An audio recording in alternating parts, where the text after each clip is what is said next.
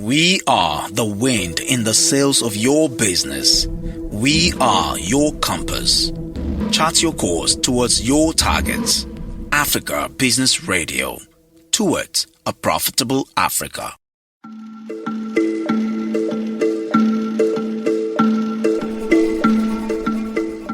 Hello there, this is another News Periscope podcast. My name is Titilayo Onyison, and this podcast brings you news from around the world over the past 7 days. And in the highlights, Nigeria's president approves February 2022 as National Convention Day of APC. Federal government rubbishes leaked NSAS panel report, insists no massacre at Lekki tollgate. Anambra State assures nothing to worry about over EFCC watch list placed on Governor Obiano. On the foreign scene, 5 dead after car plows into Waukesha Christmas parade. United Kingdom calls for smuggler crackdown after 27 people drown. And for sports, England manager Southgate agrees to new deal extending to December 2024. And now to details.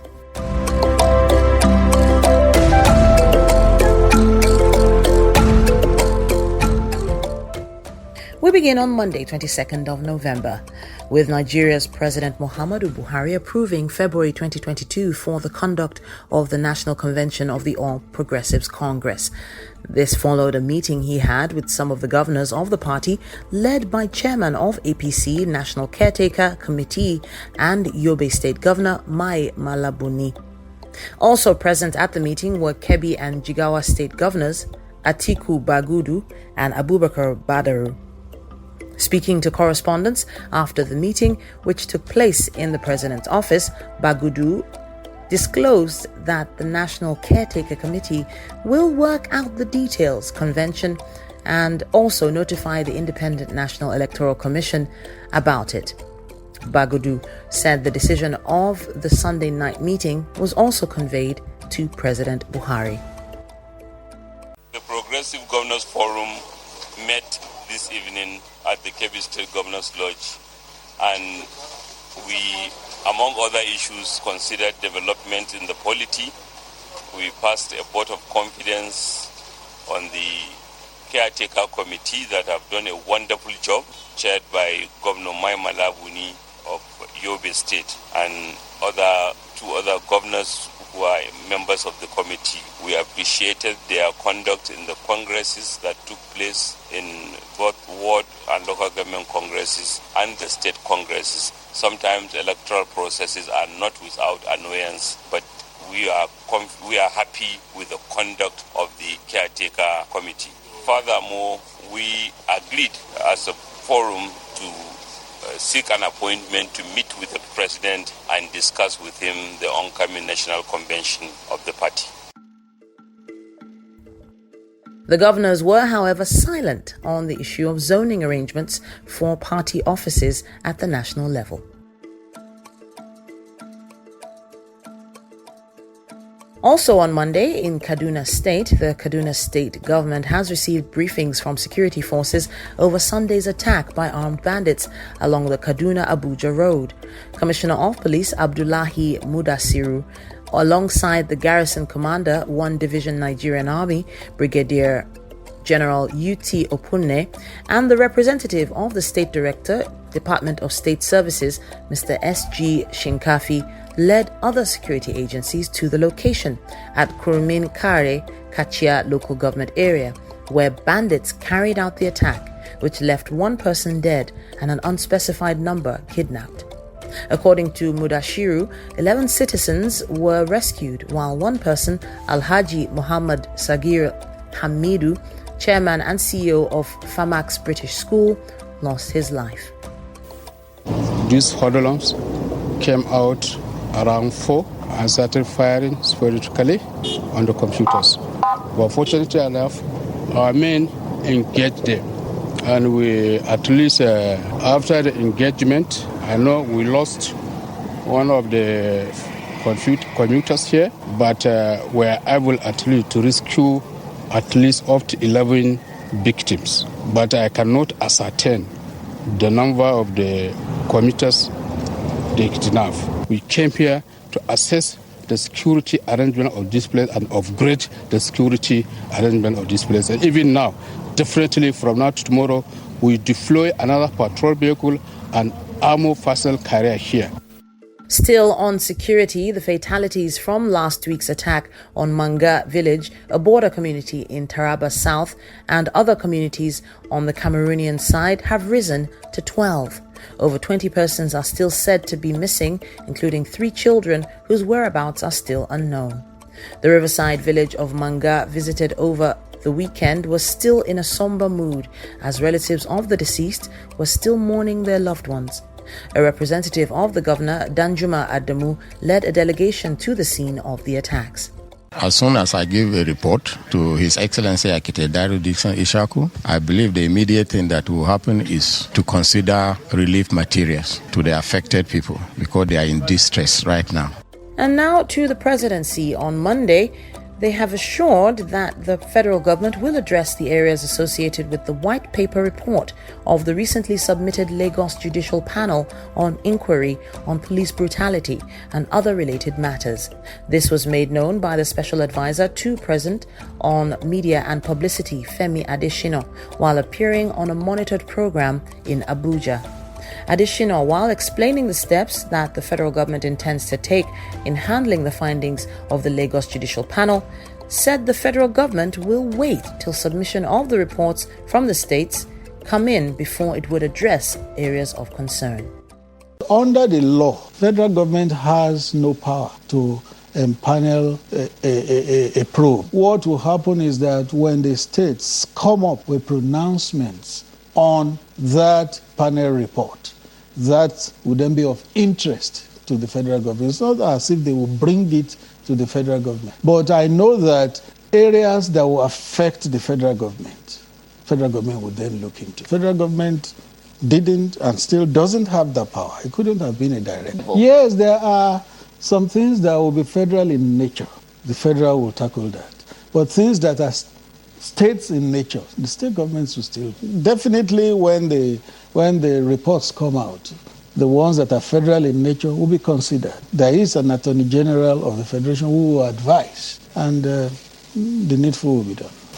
Meanwhile, an End-SARS protester who testified before the Lagos Judicial Panel on police brutality, Kamzi Chukwu Ibe, has been stabbed by suspected hoodlums. She was said to have been attacked on Sunday evening in the Shangotedo area of Lagos while she was heading home from work. A lawyer and human rights activist who represented Ibe at the judicial panel, Adesina Ogunlano, said her attackers came with identity and with purpose, adding that Ibe was attacked because of her testimony.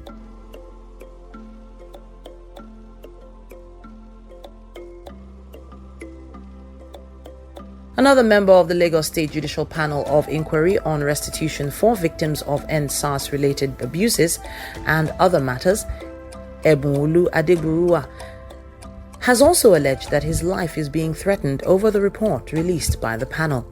The 309-page report stated that protesters were killed at the Lekki toll gate on October 20th, 2020. The panel also indicted the Nigerian Army and police for complicity in the incident. Despite the vicious attacks from suspected agents of the government, Adegburuwa maintained his stand on the integrity of the released report. The civil society organization representative on the panel said members of the panel were being unfairly persecuted by some state government officials.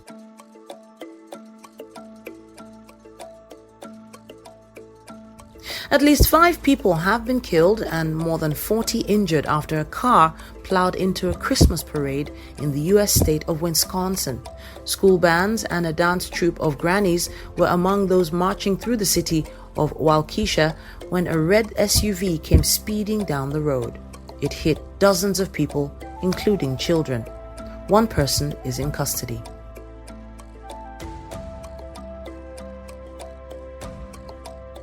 And in sports, on Monday, England manager Gareth Southgate signed a new contract to keep him in the role until December 2024. Southgate, whose previous contract was set to run out after the 2022 Winter World Cup in Qatar, has been manager of the national side since November 2016. He led England to the finals of Euro 2020, their best men's performance in 55 years, in July. Southgate will oversee England's progress to next year's World Cup, which runs from 21st of November till 18th of December, and the qualification stages for Euro 2024, with the tournament taking place from 14th of June to 14th of July. And on Tuesday, in Ondo State, Nigeria, where the officials of the government imposed a curfew in Ikare town following a communal clash that claimed the lives of 3 persons.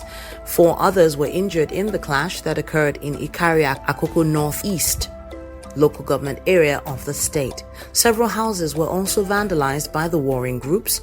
The fight in Ikare Akoko is an age-long quarrel between the Olukare of Ikare and Oba Akadiri Saliu Momo of Owa Ale of Ikare, Oba Adeleke Adedoyin.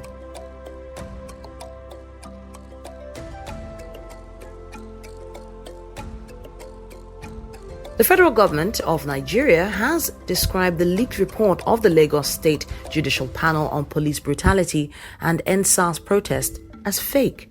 Minister of Information and Culture Lai Mohammed, who disclosed this at a news briefing in Abuja, also insists that there was no massacre at the Lekki tollgate on October 20th, 2020. The 9-member panel had, in its leaked report, alleged that at least 9 persons were killed at the Lekki toll plaza when the soldiers and policemen stormed the scene to disperse protesters on October 20th, 2020. However, Lai Mohammed described the allegations as tales by moonlight. There's absolutely nothing in the report that is circulating to make us change our stand that there was no massacre at Lekki on October 20, 2020. I repeat, there is absolutely nothing in the report that is circulating to make us change our stand that there was no massacre at the Lekki toll gate on October 20th, 2020. For us to change our stand, a well-investigated report of the incident that meets all required standards and will withstand every scrutiny must be produced and presented to the public. The report in circulation does not meet those requirements. Lai Mohammed renewed call on the family of the alleged victims of the military invasion of the Lekki tollgate to come out and prove their case. We also appeal to the families of those allegedly killed in Lekki at the Lekki tollgate to speak out and come forward. It's untenable to say that some families did not come out because they are afraid.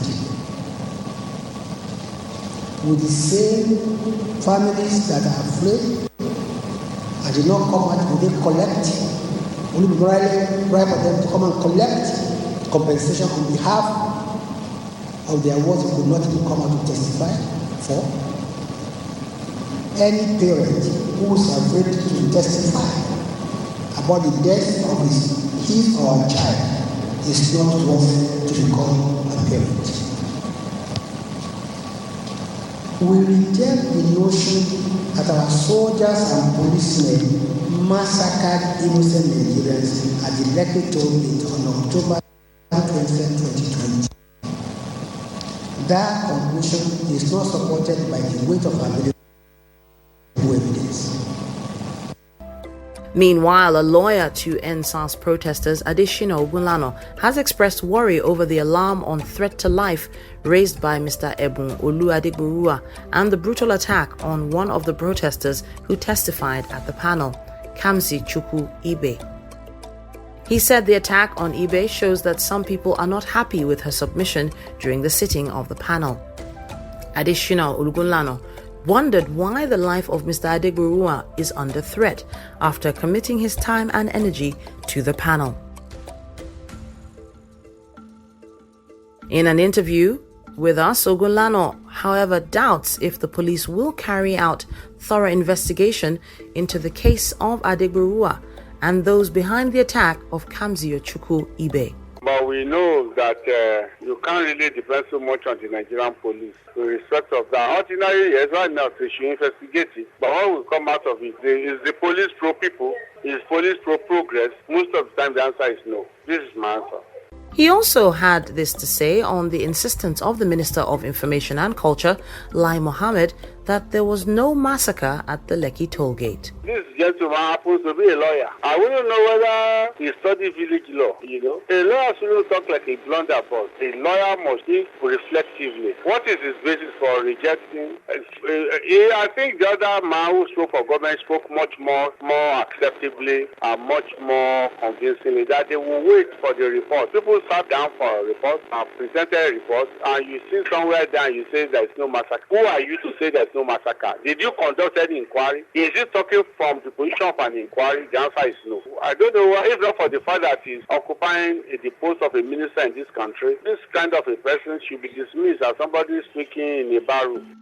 Next on the news is a report that gunmen have attacked and burnt a police division headquarters in Arondizugu in Ideato local government area of Imo State. The attack, which happened early on Tuesday, left one of the police officers on duty dead.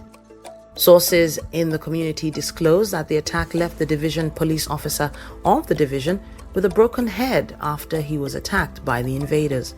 Also, a Sienna vehicle attached to the division and DPO's personal vehicles were vandalized by the gunmen. The police spokesperson for the command, Michael Abatam, confirmed the incident and added that the State Commissioner of Police, Rabiu Hussaini, had ordered an investigation into the attack.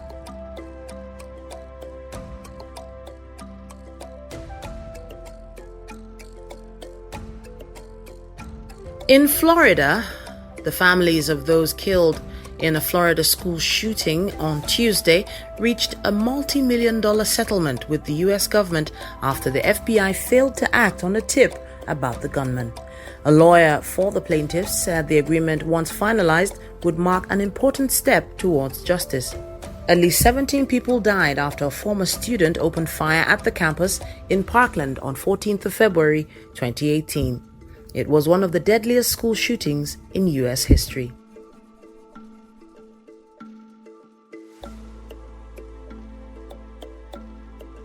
The German government on Wednesday asked the Nigerian government to release at least 30,000 Nigerian police personnel for special training in Germany. They would be taught how to manage protests among Nigerians without using weapons. A high-level delegation from Germany, which visited the chairman of the Police Service Commission, Musiliu Smith, specifically said it was willing to train the new crop of recruits into the Nigeria police force on best practices on street protest management. The team, led by a retired Inspector General of the German Federal Police, Matthias Sieger, had earlier visited the force headquarters where they interacted with the Inspector General of Police, Usman Baba. But the Germans' position on management of protests without the use of firearms was countered by Smith, who said Nigerian protesters were usually armed and law enforcement agents have to defend themselves and other citizens from assault by protesters.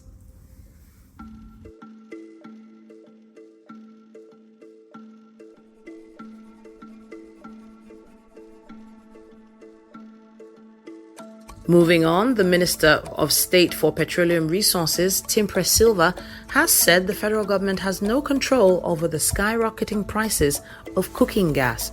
He said this while fielding questions from the State House reporters after introducing the CEO, Nigerian Midstream and Downstream Petroleum Regulatory Authority, Engineer Farouk Ahmed, and the CEO, Nigerian Upstream Petroleum Regulatory Commission, Engineer Gbenga Komolafe, to the President at the Presidential Villa, Abuja. The minister, who said President Buhari was concerned about development, stated that government cannot even subsidize the product because it's fully deregulated, as gas prices are determined by the global market. Well, the petroleum industry is being regulated by them. So, of course, the industry squarely, the viability of this industry squarely rests on their shoulders. we must understand that cooking gas is not subsidized. It is already a deregulated commodity. So the price of cooking gas is not determined by government or by anybody here in the industry. In fact, gas prices are determined internationally. And you are all aware that in Europe today, gas prices have gone up. There was even a crisis in Europe relating to gas prices. So the pricing of gas internationally now affects also the price of gas in the country. Apart from that, there are some issues around VAT charges on imported gas and, of course, taxes on imported gas, which we are handling. But, of course, while handling these taxes on imported gas, you must also juxtapose it side by side with the local producers of gas.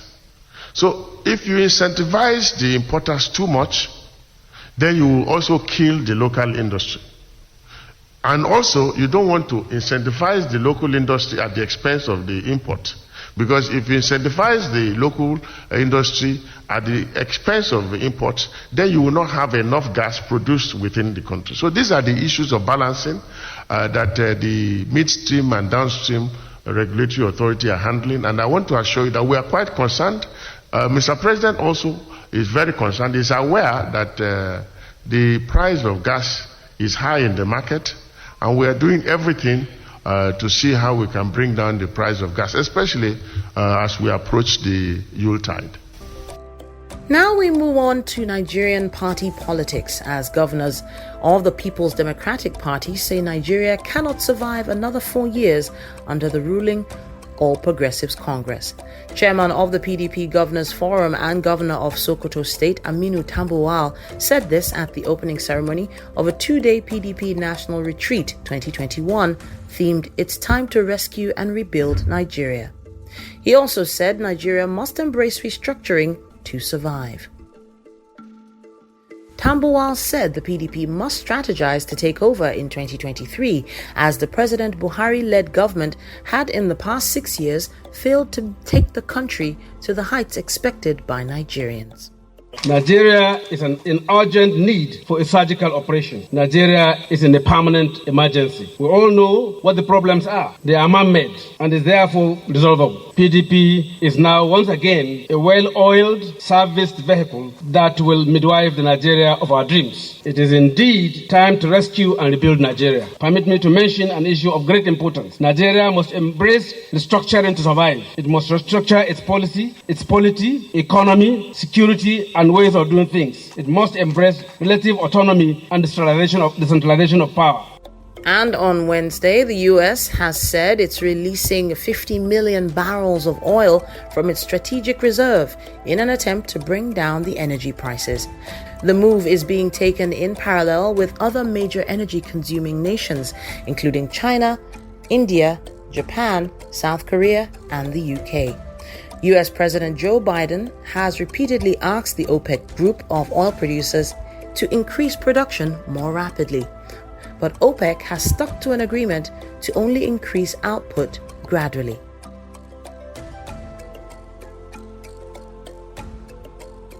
The Lagos State Governor Babajide Sanwo-Olu this Wednesday presented a budget proposal of 1.4 trillion naira for the 2022 fiscal year to the State House of Assembly for consideration and approval. The proposed 2022 budget is 138 billion naira higher than the 2021 budget, which stood at 1.25 billion naira.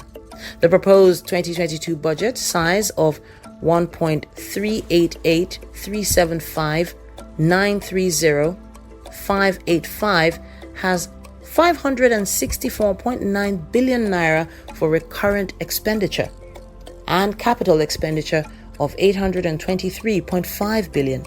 Speaking at the budget presentation on Wednesday, Sanwo-Olu tagged the 2022 appropriation as budget of consolidation. told the state lawmakers that the budget was intended to reflect the determination to rise above the challenges that had affected the development indices over the last 10 months occasioned by COVID-19 pandemic challenges. He added that the presentation of the 2022 budget was to allow for consolidation of the gains recorded by the government over the years.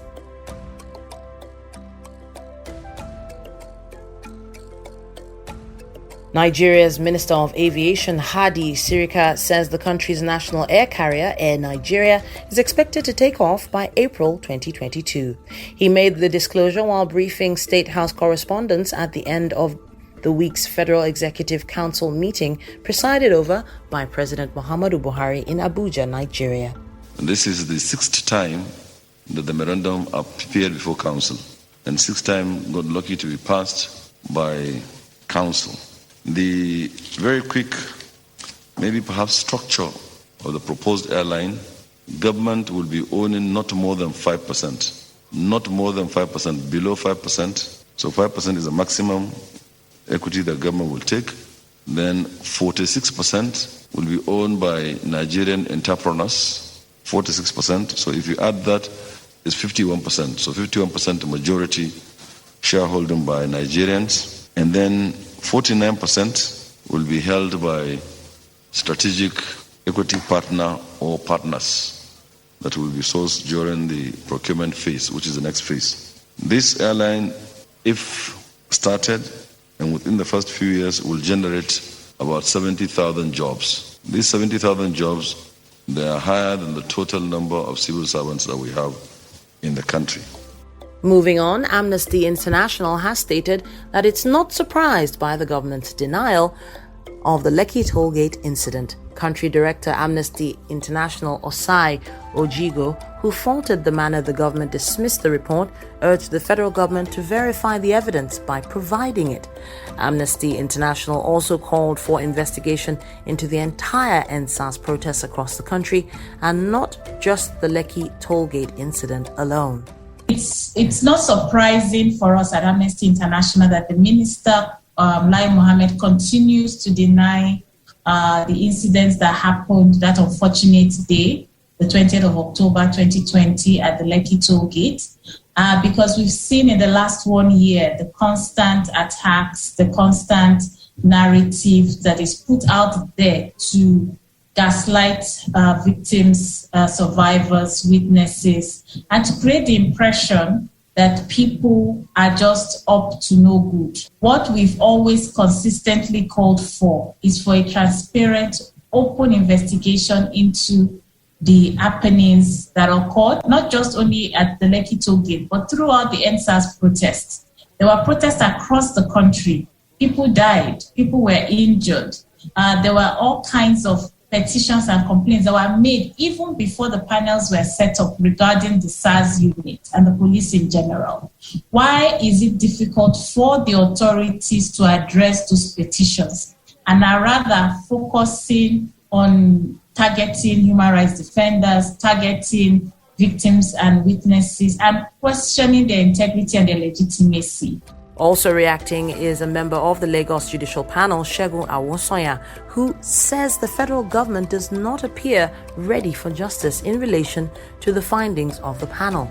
Reacting to Muhammad's dismissal of the use of massacre, Awosoya said any of the terms used by the panel was clearly defined in context. Whatever term was used in the recommendation or the findings presented to the government, state or federal, was clearly defined in context. And I think that rather than react to the sound of the word, or rather than react based on what the word might mean to them, literally, they should read the report with understanding and know exactly where the panelists or where the panel is coming from, and then do the needful. The essence of the panel itself, is not to indict or punish anybody precisely. It is actually to bring about findings and recommendations that will ensure and ascertain healing of our society, not deniers and not, why will this panel be set up in the first instance if government know exactly what went wrong or what happened or what transpired at the locus unco? So why would you want to investigate if you already know? So I think, like I said, it's really sad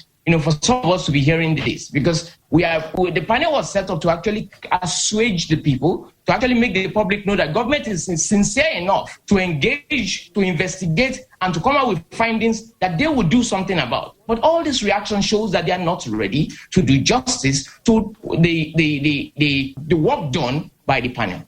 Ethiopia has told 4 of Ireland's 6 diplomats serving at its embassy in Addis Ababa to leave the country by next week.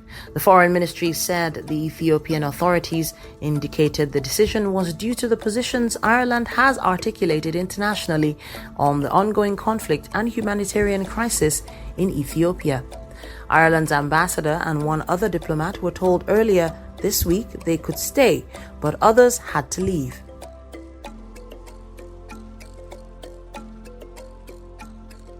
The United States has come to resume talks with the Taliban next week in Qatar to address issues bordering on the fight against terrorism and the humanitarian crisis and other vital issues in Afghanistan.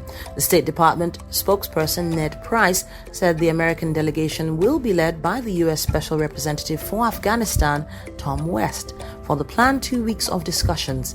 He revealed that the 2 sides would discuss vital national interests, which included counterterrorism operations against the Islamic State group and Al-Qaeda, and safe passage out of Afghanistan for U.S. citizens and Afghans who worked for the United States during the 20-year war. In sports, on Wednesday, Paris Saint-Germain hit back at Manchester United over their interest in manager MAURICIO Pochettino. The Paris side is angry over Manchester United's initial approach for Pochettino, who is under contract to 2023.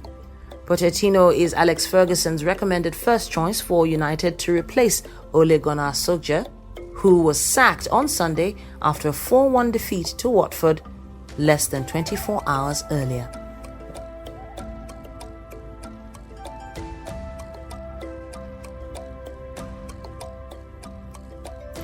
On Thursday, the Anambra State Government in Nigeria said that Governor Willie Obiano was ready to answer questions about his tenure in office, and that the governor, who is currently in the United States, did not leave the country in disguise.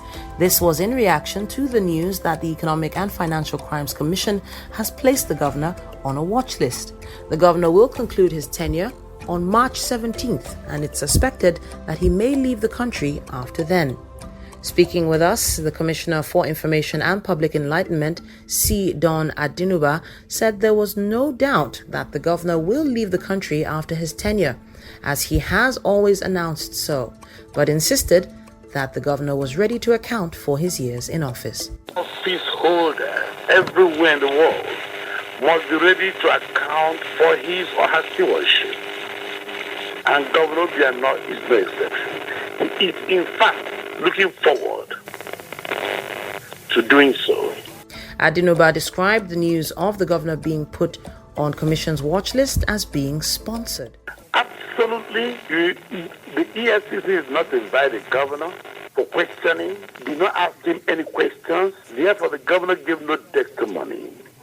Rather than you going to him to clear certain issues, if at all there are any, you rather went to the press. And the governor has 4 more months to be in the office. And they created the impression he's already wants to run out of the country. Has any governor left this country 4 months ahead of the end of his tenure? And here is a governor everybody knows very well that has for years insisted on Soludo succeeding him. And Soludo won the election by a wide margin. So why do you like to run away from the country 4 months ahead of the end of his tenure? Does it make sense to you? The Federal Executive Council, FEC, has approved April 2022 as the takeoff date for Air Nigeria, the proposed new national carrier of the country. Minister of Aviation Hadi Sirika disclosed this to the State House correspondents after the weekly Federal Executive Council meeting, presided over by President Muhammadu Buhari at the Presidential Villa in Abuja.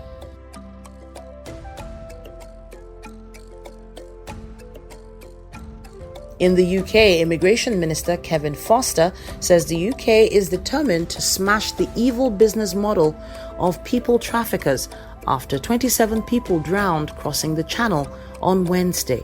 Foster said the UK, France, and the rest of Europe must tackle the problem together, following the biggest single loss of life in the Channel on record.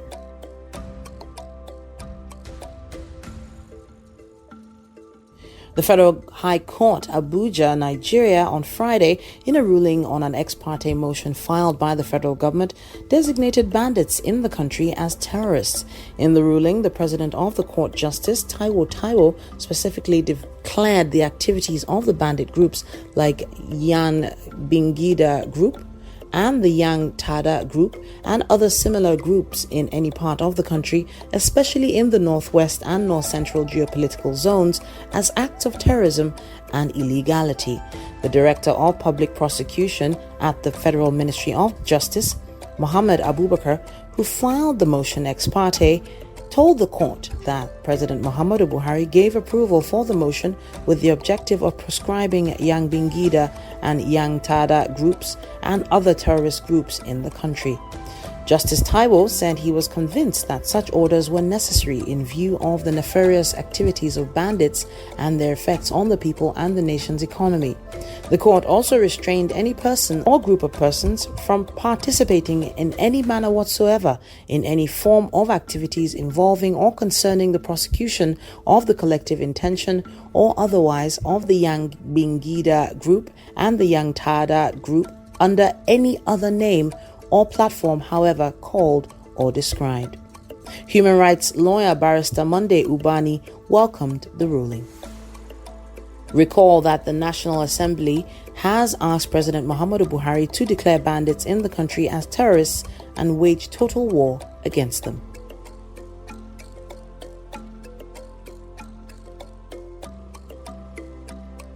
The Kaduna State Government on Friday announced the restoration of full telecom services in the area where the services were earlier shut down to check insecurity. The State Commissioner for Internal Security and Home Affairs, Samuel Arunwa, disclosed the development at a news conference on Friday in Kaduna. Telecom networks had been shut down in the state in a bid to control banditry and other security issues in the state.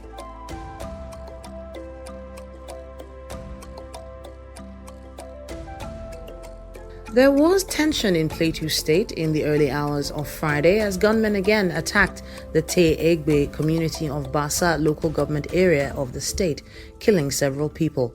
It was learned that several houses belonging to the natives were also set ablaze by the gunmen, while several others sustained injuries during the attack. Although the police in the state have not confirmed the incident, the spokesman of Miango Youth Development Association, Nuhu Bitrus, confirmed the attack to newsmen in Jos.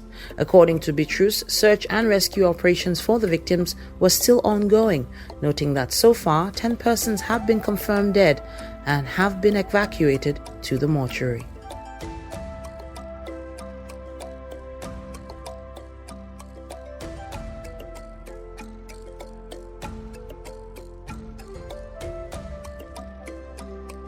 Moving on, the Court of Appeal has dismissed an application by former Petroleum Minister Dezani Alison Madueke to overturn the forfeiture of her $40 million worth of jewelry seized by the Nigerian government. The Lagos Division of the Appellate Court on Friday ruled that her suit against the July 19, 2019 judgment of the Federal High Court lacks substance. Justice Nicholas Owebo then ordered the seizure following an application by the Economic and Financial Crimes Commission, EFCC. In the appeal, the schedule attached to the application listed jewelry categorized into 33 sets. The items were seized from Dezani's residence at number 10 Frederick Chiluba Close, Asokoro in Abuja. Before the forfeiture, EFCC counsel Rotimi Oyedepo told the court that the assets were acquired with the proceeds of unlawful activities. The European Commission has recommended that EU countries introduce an emergency brake on all travel from the region after a new coronavirus variant was identified in southern Africa. This is just as countries around the world are taking steps to tighten travel restrictions. The World Health Organization, WHO, is meeting to discuss the new variant.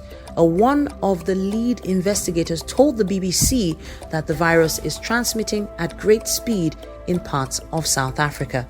However, the WHO said it will take a few weeks to understand the impact of the new variant.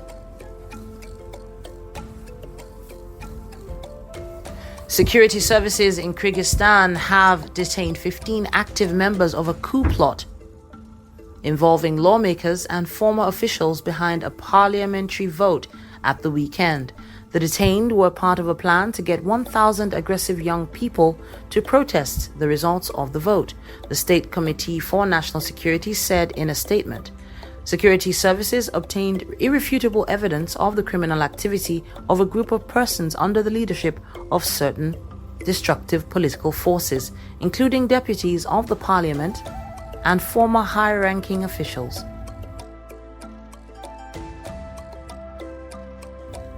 And that's it on this week's edition of the News Periscope podcast. My name is Titilayo Oyinso, and of course you can join us again for another package of happenings from around the world next week. Now, if you'd like to reach out to us, all you have to do, contact us via WhatsApp on 0805 4444 795, or indeed follow us on social media at Africa Business Radio, at Africa Biz Radio on Twitter, and of course I'm at Titi the Dynamite on all platforms. Thanks for listening. We are the wind in the sails of your business. We are your compass. Chart your course towards your targets. Africa Business Radio. Towards a profitable Africa.